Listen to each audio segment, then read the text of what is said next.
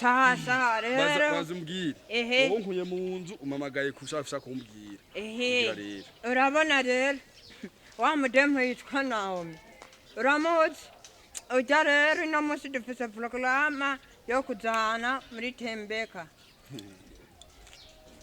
Naomi bye wowe nawe ushaka kuvugana na Naomi wewe wewe jewe Yakobo utandarambari umva nakubwire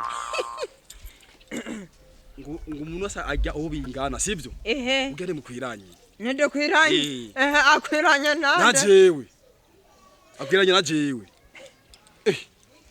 umutima ntubamwo barabivuze wewe urakwiranye na Naomi wewe man ago wewe nuwewe umengana ubwije ubwenge mu mutwe neza nawo makene y'abasore jewe baje tumuzeje jewe ndumuzeje wora umutama kandi ntumbandanye atwoshwana none ugomba unkore mu bwanwa nose uko urankora mu bwanwa wewe ona tureka kwinjira mu mapolitiki jewe urabona jewe iyo maze gushavura mba mubi kurenza ngaha wewe dogo ubwanwa buraduga nk'imizi y'ibitunguru iyi karuvati wambaye ro ikunigisha ubunyeni urumva asiriya kwanza useke kuvuga izina rya Naomi useke urivuga mu kanwa kiwawe gutumenya je ucondi ahubwo ndakubonanye nawe nzoca ndagutegera ndakurya umugo sawa tubishenga tubipige nawe tubishenga ngomba mpinga nawe ntumvyinisha kwanza gupinga nawe n'uburofa gusa n'uburofa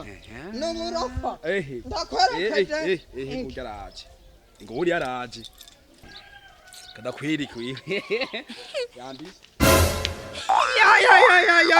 raba bangana nawe ufise gute ndaguterura wabibonye ikindi kikwereka ko hariho diferanse y'ubwanwa mwereke ntuzeya systeme iyo ni systeme y'abasore we systeme yiwawe niyahe byose ni mu mutwe okay sawa warushe nza kugenda ndaguheca kubera nta ikinga afise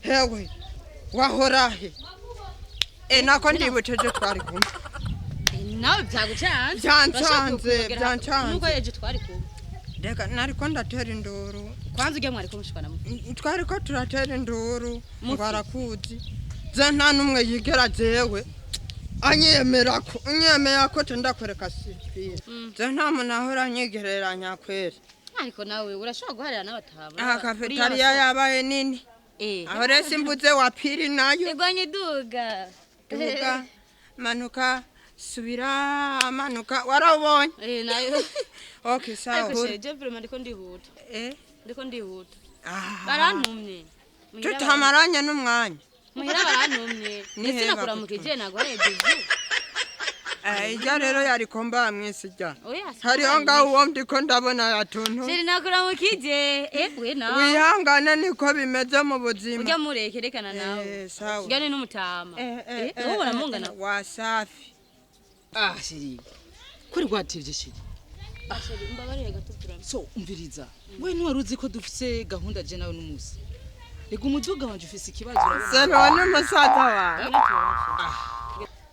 shiri so jewe mfise business yanje urazi gitanyuro hari nk'umwanya sawa nimba ndetse akakanya ko kuryoherwa nawe sawa yabonye abafise amafaranga kuko urazi business jewe za amazifatira cyane sawa nizera ko bitazongera shiri tugendesha ariko urabe imodoka yes okay none byo koza nibiki sanga bonye wazoja mu muriro udahera